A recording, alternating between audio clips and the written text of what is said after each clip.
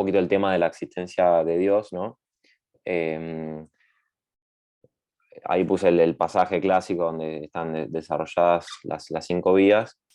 No necesariamente es la mejor formulación de las vías, justamente porque Santo Tomás dedica esa obra a los principiantes de teología, entonces no necesariamente son las formulaciones de las vías más acabadas, más técnicas, mejor formuladas. De hecho, alguna que otra tiene una complicación en la formulación, por ejemplo la cuarta, y aparece mejor expresada por Santo Tomás en otros lugares.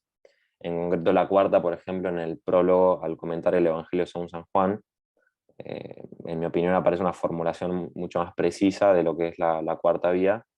Eh, y no es el único lugar, aparece el tema en otras obras, la Suma contra Gentiles, aparece en el comentario de la sentencia, ya en el principio de la producción de Santo Tomás aparece el tema de la existencia de Dios, eh, en las cuestiones diputadas, de potencia, en comentarios a la física, a la metafísica de Aristóteles, bueno, el de ente tesentia tiene algo. Bueno, es un tema que aparece un poco disperso.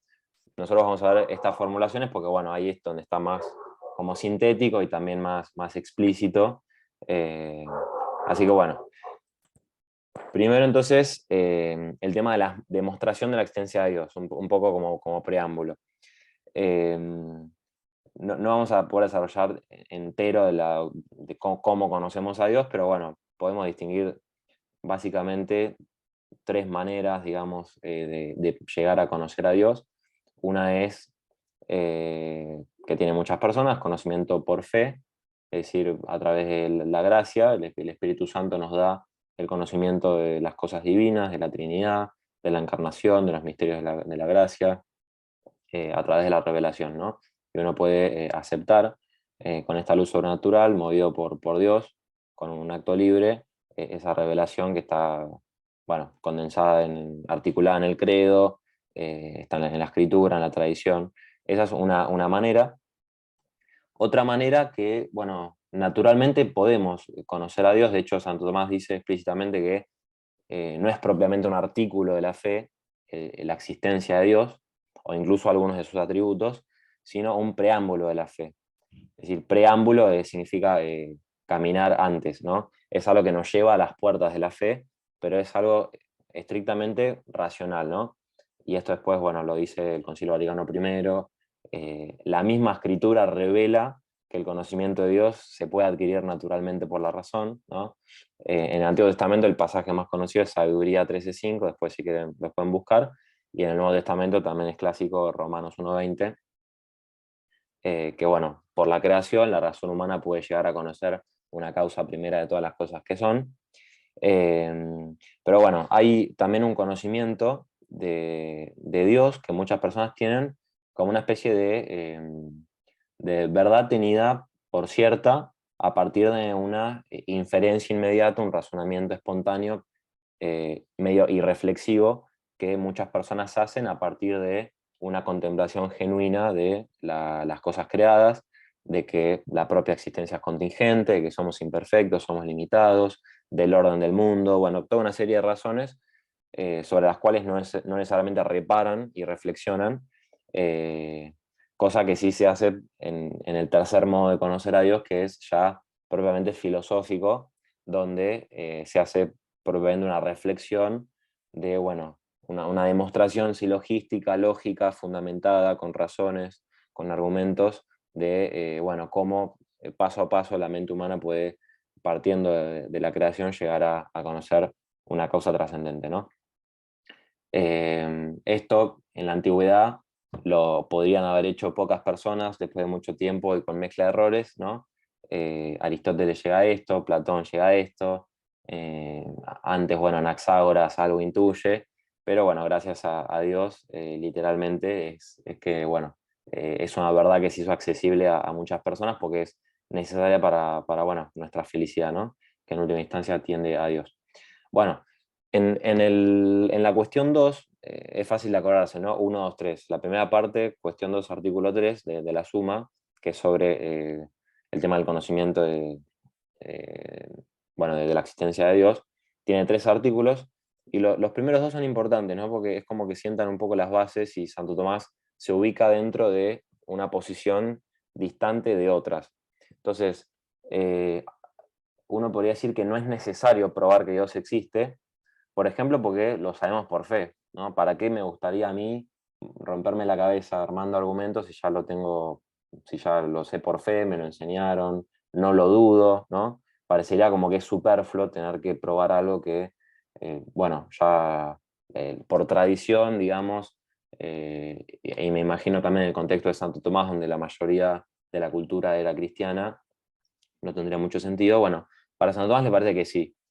Es útil, es necesario, no es superfluo probar que Dios existe, y no es reemplazar a la fe o porque la fe es inútil, o porque queremos fundamentar nuestra fe en algo más sólido que la fe misma, que sería la razón, sino para que la fe, digamos, sepa que racionalmente lo que cree es algo objetivo, bien fundado, ¿no?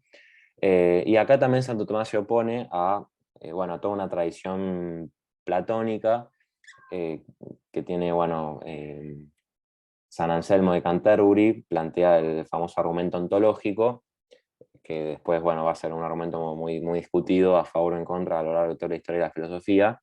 Santo Tomás no lo va a aceptar, pero bueno, el argumento ontológico, que partiría de la idea de Dios para probar su existencia, supone de alguna manera que lo primero conocido es Dios, en Dios se conoce todo, y que Dios de alguna manera es evidente, ¿no? Bueno, Santo Tomás dice que no, Dios no es evidente para nosotros, es necesario demostrarlo, ¿no? Bueno, por otra parte, Santo Tomás también se distingue de el agnosticismo, ¿no? Aquella postura que sostiene que la inteligencia humana está imposibilitada por sus solas fuerzas de conocer a Dios o realidades superiores al hombre, ¿no? Realidades sobrenaturales. Santo Tomás sostiene que es posible, ¿no? Es posible. Si bien nuestro conocimiento parte de la realidad sensible y demás, tenemos la fuerza para elevarnos a realidades más inteligibles y superiores. Eh,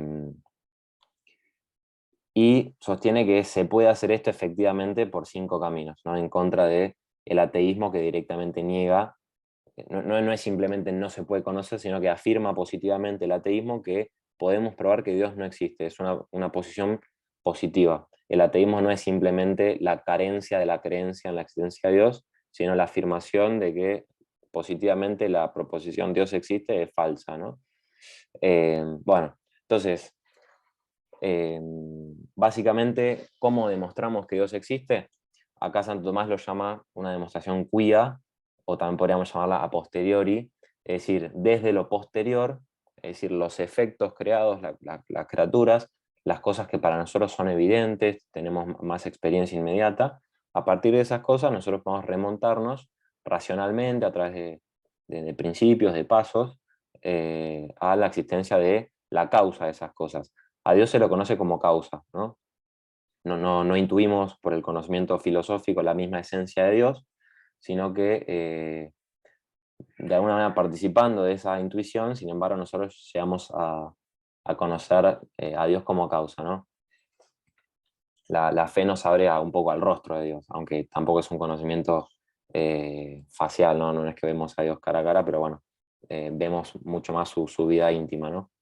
Bueno, por otra parte, algunos presupuestos de las 5 vías que son importantes para entenderlas, y me parece que vienen al caso teniendo en cuenta que esta unidad sobre todo apunta a, bueno, ver qué concepción del mundo tiene Santo Tomás, cuál es su metafísica, qué puede contemplar él de lo que son las cosas en cuanto que son, cuál es lo más radical de la estructura de la realidad y de su dinamismo y de su relación con su fundamento último.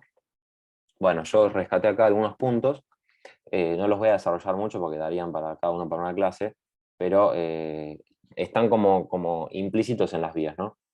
Primero, el hecho de que las cosas que percibimos existiendo fuera de nuestra mente existen realmente, no son meras proyecciones mentales o imaginaciones subjetivas, sino que las cosas que nosotros vemos con los sentidos tienen una existencia real propia, tienen una consistencia real independientemente de nuestros pensamientos, ¿no?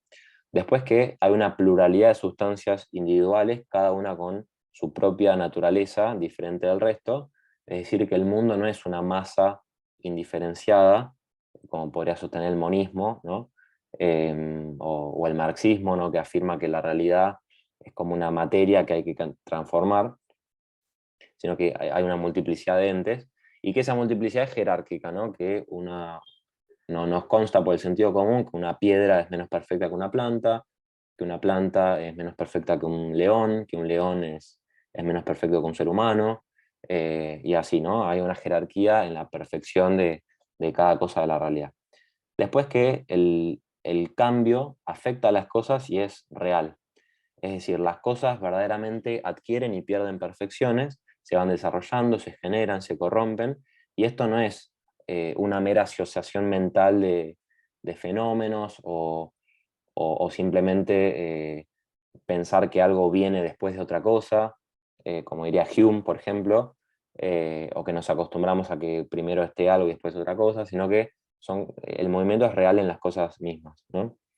Por otro lado, que hay cosas que influyen en el ser de otras, que llamamos causas, y estas cosas que llamamos efectos dependen de esas causas. Y esto, de vuelta, se da realmente en las cosas. Es decir, una cosa realmente influye, modifica, ya sea sustancial o accidentalmente a otra, o es modificada ella por otra cosa de manera sustancial o accidental. Entonces hay mutuas dependencias e influencias reales en esta pluralidad de cosas que componen al mundo de nuestra experiencia, ¿no?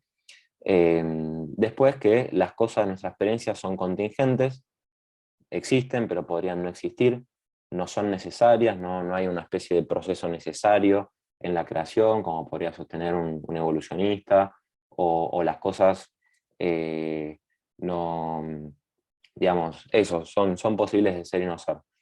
Y por último, que los procesos de la naturaleza, de las cosas naturales, sus actividades, sus operaciones, se pueden entender teleológica o finalísticamente, ¿no? Es decir, las cosas naturales están orientadas hacia fines.